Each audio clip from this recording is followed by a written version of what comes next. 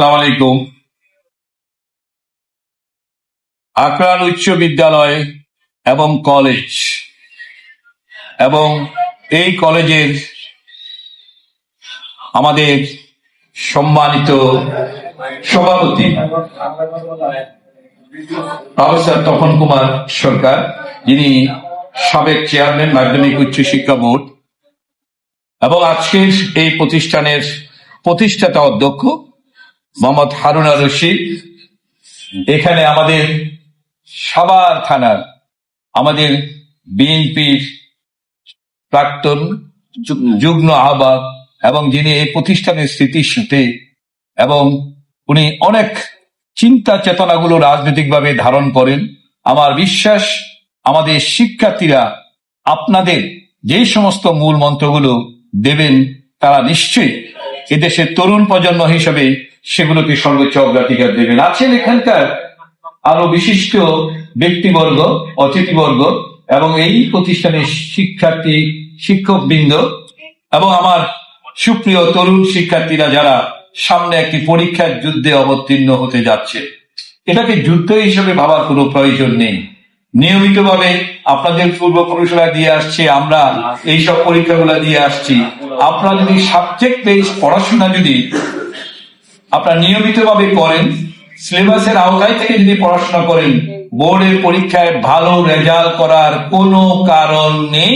আমার বিশ্বাস আপনারা 3 ঘন্টা সময়কে এফিসিয়েন্টলি যদি কাজে লাগান, ঠান্ডা মাথায় আপনার বুদ্ধিমত্তা প্রয়োগ করে যদি পরীক্ষায় অংশগ্রহণ করেন, তার একটু আত্মবিশ্বাস আছে যে আকরান স্কুলের শিক্ষার্থীরা অত্যন্ত চমৎকার সুন্দর ফলাফল নিয়ে আমাদের সবার গৌরবকে উজ্জ্বল করবে।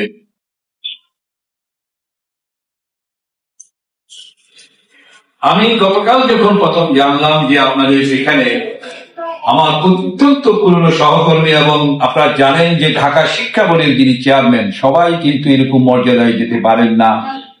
তিনি এই স্কুলে, এই কলেজে উনি সভাপতি।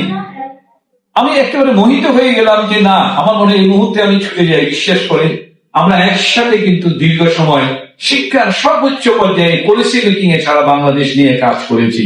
কাজে অসামান্য একটা রিসোর্স আপনারা পেয়েছেন এখানকার সভাপতির জায়গা থেকে, যিনি শিক্ষা বোর্ডের মাধ্যমে সারা বাংলাদেশের আবার সকল শিক্ষা বোর্ডেরও কিন্তু উনি হলেন কিন্তু চিফ, সকল বোর্ডের সভাপতি তিনি। তাহলে বুঝতে পারতেছেন সারা দেশের শিক্ষা ব্যবস্থার সাথে তিনি ছিলেন। আমার বিশ্বাস উনার প্রেজেন্সে, উনার সান্নিধ্যে উনি যতগুলো এই প্রতিষ্ঠানের জন্য ইনোভেটিভ ক্রিয়েটিভ কাজকর্ম করবেন। আমি ইস্টার্ন ইউনিভার্সিটি আমার পাশে, আজকে থেকে আমি দাবি করছি যে আকরান উচ্চ বিদ্যালয় এবং কলেজ আমারই প্রতিষ্ঠান। আমরা একযোগে কাজ করব, এখানে সবাই একযোগে কাজ করছে। প্রথমত হলো যে আমরা আশীর্বাদ পুষ্ট আমাদের মা বাবাদের দ্বারা, প্রথমত যারা এই পৃথিবীতে আমাদেরকে আসার জন্য সহায়তা করেছেন, আমাদের পিছনে সময় অর্থ সব ব্যয় করেছেন। আমরা যে কোনো কাজে যে কোনো সময় আমার পরিবারের অবস্থান থেকে কোনোভাবে আমরা আমাদের মা বাবাকে হার্ড করব না। কথা ঠিক আছে কিনা বলেন? না হলে কিন্তু এই যে প্রাতিষ্ঠানিক শিক্ষার কোনো মূল্য নেই।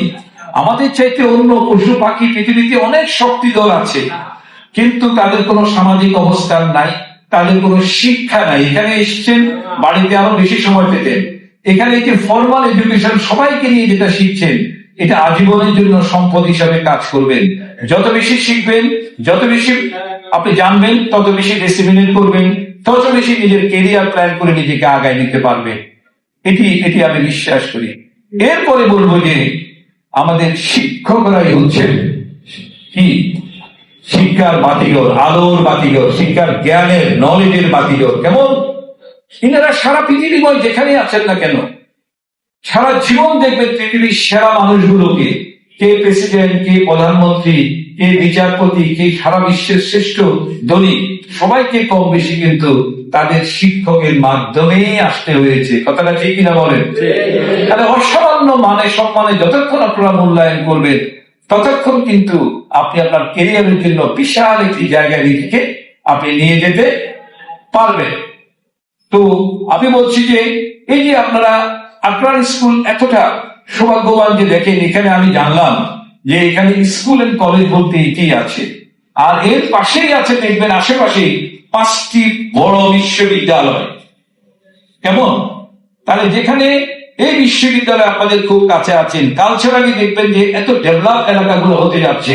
পুরো বাংলাদেশ এখন প্রতিনিয়ত বিভিন্ন মিডিয়াতে জানতেছে, যখনই কোনো মিডিয়াতে আমাদের বিভিন্ন প্রোগ্রাম গুলো যখন হয়, তখনই বলা হয় যে সাভারের কি শিক্ষা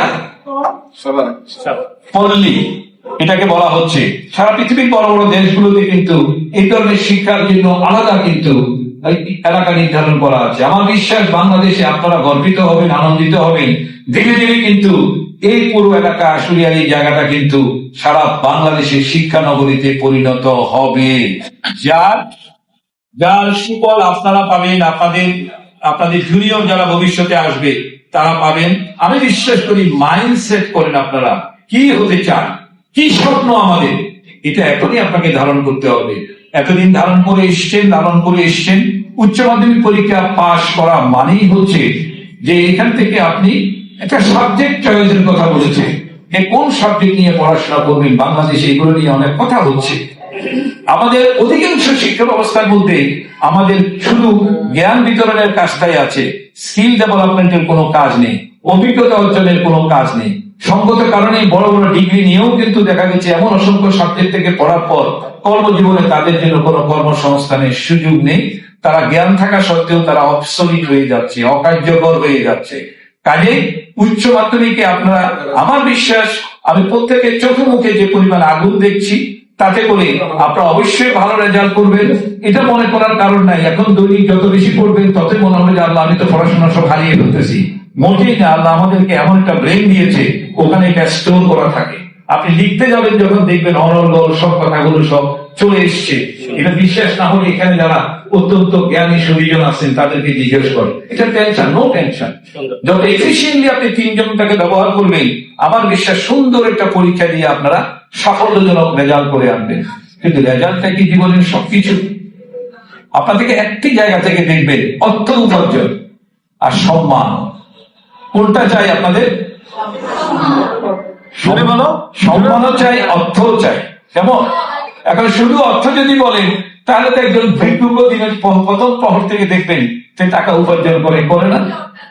কিন্তু সম্মান এমন একটা শক্তি যেটা জীবনে বাঁচার জন্য আপনাকে অনেক শক্তি যোগাবে। মানুষের মাঝে যদি আপনি আপনার নিজেকে যদি সম্মানজনক অবস্থানে নেন, আপনার বিহেভিয়ার পলিসি যদি ভালো হয়, আপনি যদি আস্থার সাথে সততার সাথে যদি সমাজে অবস্থান করবেন, তাহলে দেখবেন আপনি নিজেই কি হয়ে যাবেন, সবার একটি আদর্শের জায়গা থাকবেন।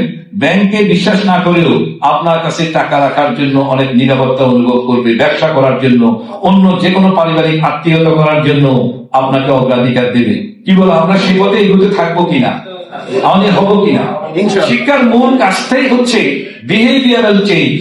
যখন আমি দেখবো এত লেখাপড়া করলাম, আমার আচরণ থেকে পশুত্বের কিছু আছে, ব্যাড কোয়ালিটিস আছে, সেগুলো যদি দূর করতে না পারি, তা আমার সাথে একটা অশিক্ষিত মানুষ, একটা কি বলবো, চ্যালেঞ্জিং মানুষের পার্থক্য কোথায়? আমাদের দেশ এই চ্যালেঞ্জে পড়েছে বলেই এই যে বিগত 17 বছর আপনারা দেখবেন অন্তঃসার শূন্য হয়ে গেছে। দুর্নীতি, নীতি নৈতিকতার জায়গায় না থেকে দেশের 28 লক্ষ কোটি টাকা এই দেশ থেকে চলে গেছে। তাহলে কি দাঁড়ালো? একটা জাতি কতটা পিছিয়ে পড়লো, সারা বিশ্বের জন্য এটা একটা নিন্দনীয় ঘটনা। আবার নতুন করে আমাদের বর্তমান সরকার চেষ্টা করছেন দাঁড়াবার জন্য, সকল মানুষকে আমরা আবার কানেক্টিভ হওয়ার জন্য আমরা আমাদের সর্বোচ্চ আমাদের চেষ্টা সহযোগিতা। এটার জন্য 7 কোটি শিক্ষার্থীদের আমাদের বন্ডেজ দরকার। কেমন বন্ডেজ? হলো এটা যে তোমাদেরকে এই নীতিগতার জায়গায় আইনের অনুশাসনের প্রতি শ্রদ্ধাবোধ এবং তোমাদেরকে জনগণের কাছে, এদেশের আপামর মানুষের কাছে, বাংলাদেশের মানচিত্রের বাইরের মানুষের কাছে তোমাদের শক্তিমত্তার জায়গাটা তোমাদেরকে প্রমাণ করতে হবে। আমরা একটা জিনিস বলি যে এই যে আগে আমরা সাধারণ কিছু বেলুন ছাড়লে এটা কি হতো, নিচের দিকে পড়তো, আর হাইড্রোজেন ভর্তি বেলুন কি হয়, কেন এটা নিচে থেকে হাত ছাড়লে উপরে উঠে যায়? এর মধ্যে কিছু শক্তি আছে না, এই হাইড্রোজেন আছে না এখানে বিভিন্ন ভাবে। আমাদের মধ্যে জ্ঞানের শক্তি যদি আপনার আমার মধ্যে থাকে, আপনি ক্লাসরুমের বাইরে যদি চর্চার সুযোগগুলো পান, আমরা বলছি না আপনি অনলাইনে বিচরণ করবেন না, সেখানে ভালো জ্ঞানমূলক বুদ্ধিদীপ্ত জিনিসগুলো নেন, তাহলে দেখবেন যে আপনি আন্তর্জাতিক মানের উপযোগী হয়ে এই যে 25 বছরের মধ্যে আপনাদের একাডেমিক লাইফ অলমোস্ট শেষ হয়ে যাবে। তাহলে 25 বছরের আগের জীবনটাই কি আপনারা শান্তিময় করতে চান, নাকি 25 বছরের পরবর্তী যে আরো 50-60 বছর আসবে সেটাই হোক আপনাদের জীবনের জন্য সবচেয়ে সুন্দর এবং সবচেয়ে প্রত্যাশিত? কোনটা চান? তাহলে 75 পরের জীবনটা যদি আপনারা মধুময় করতে চান, আনন্দময় করতে চান, সারা দেশের কাছে বিশ্ববাসীর কাছে যদি আপনার শিক্ষার যে উচ্ছল্য, আপনার যে জ্ঞানের যে একটা কি বলবো উত্তাপ, সেটা যেন আমরা সারা বিশ্বে ছড়িয়ে দিতে পারি।